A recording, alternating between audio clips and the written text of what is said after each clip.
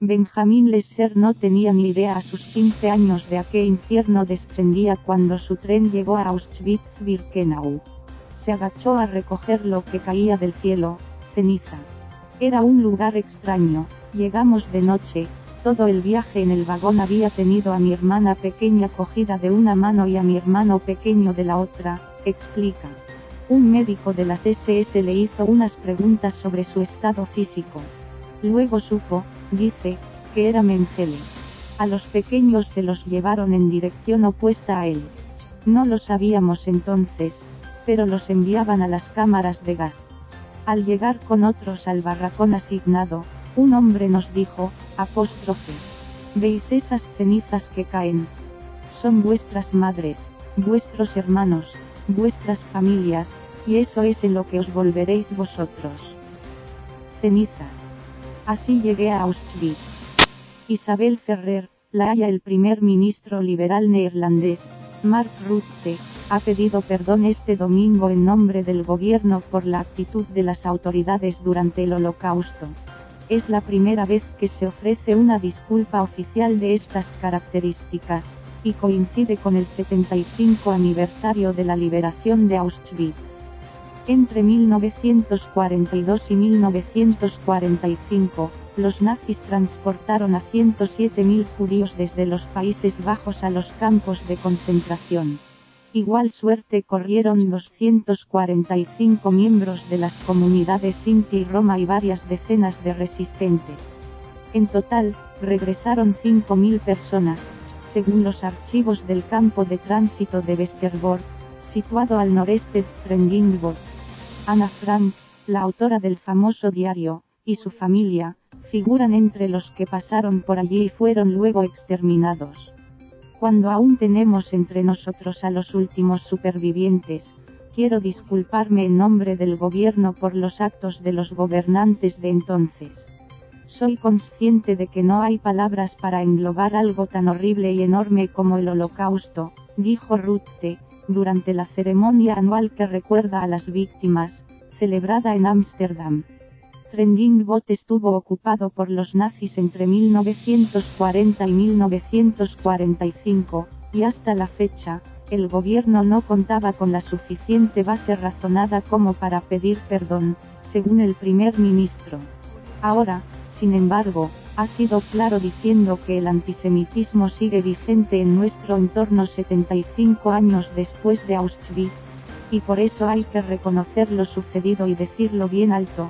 El gobierno no estuvo a la altura cuando una parte de nuestros conciudadanos nos fueron apartados, excluidos y deshumanizados bajo un régimen asesino. Después, ha añadido lo siguiente, aunque hubo resistencia a título individual, también en el seno del gobierno, demasiadas instancias y cargos públicos hicieron lo que les pidieron los ocupantes.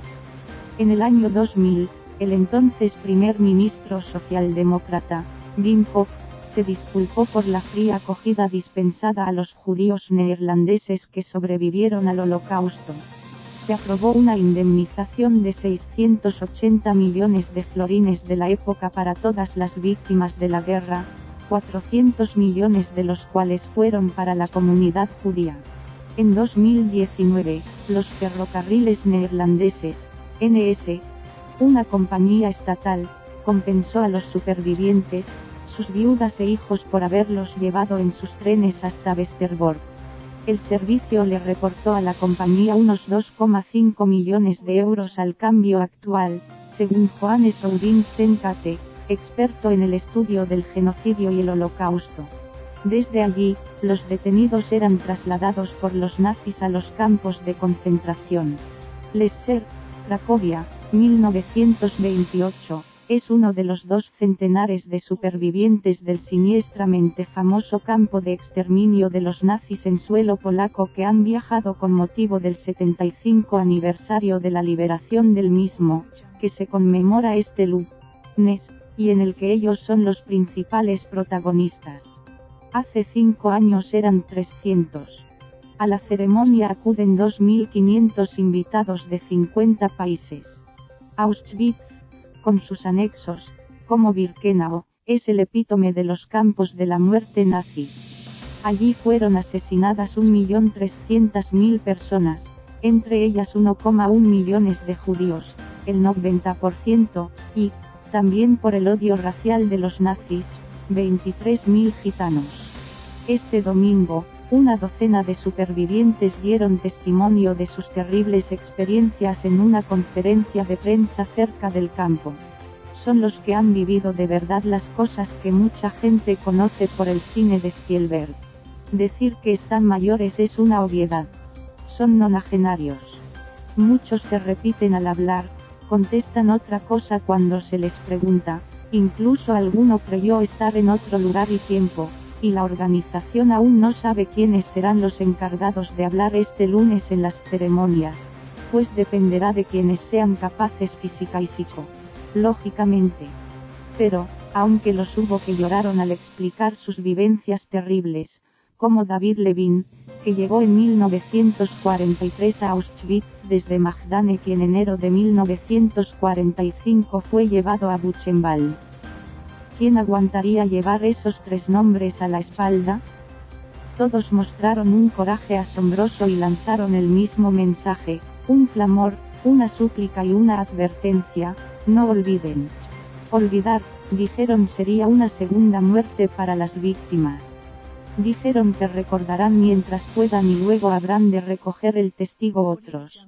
Recalcaron también que recordar es una garantía contra el ascenso de la ultraderecha, que observan con enorme alarma el 75 aniversario de la liberación de Auschwitz, en un contexto de preocupación por el auge de partidos de extrema derecha y episodios de violencia antisemita, será el último redondo para la inmensa mayoría de los supervivientes.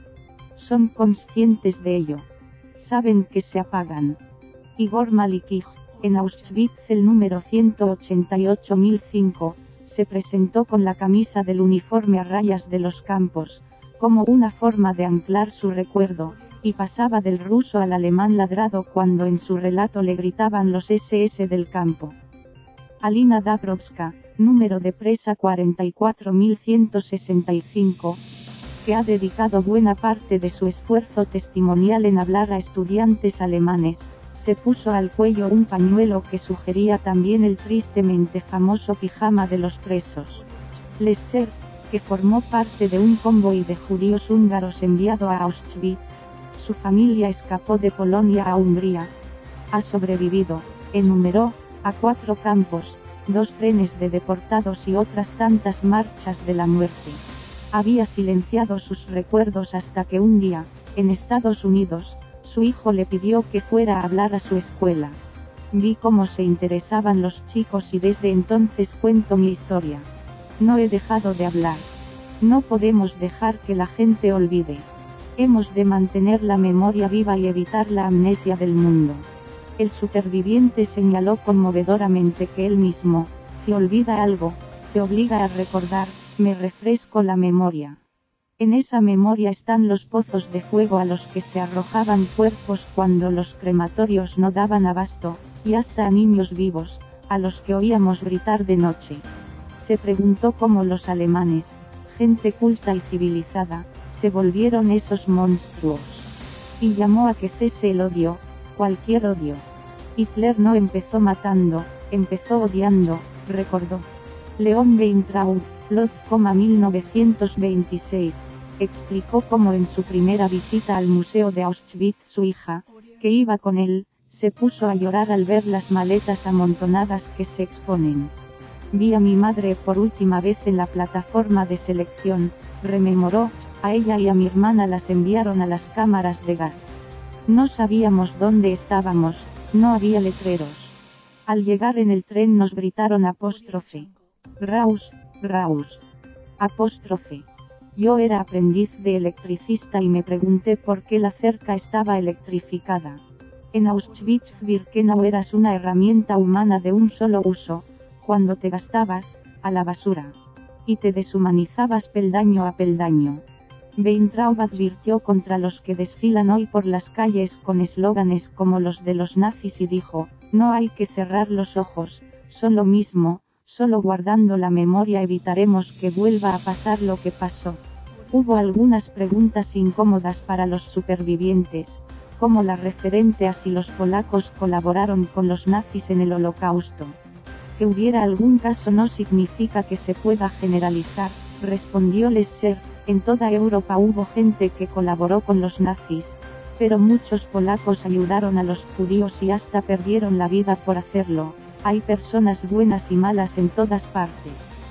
Para él, los campos de exterminio nazis los construyeron los alemanes en Polonia como podían haberlo hecho en cualquier otra parte. El director del Memorial y Museo de Auschwitz-Birkenau, Piotr Ziviński, recalcó este domingo que en la conmemoración de la liberación del campo los protagonistas son los supervivientes.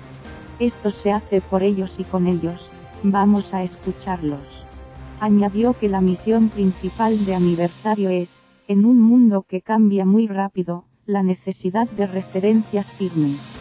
Apuntó que el número creciente de visitantes de Auschwitz el campo se ha convertido en un destino turístico que atrajo el año pasado a 2.320.000 visitantes, una cifra récord, así como el éxito de las exposiciones itinerantes como la que se ha exhibido en Madrid, muestra que la gente necesita no solo recordar la historia, sino respuestas para las preguntas de nuestro tiempo.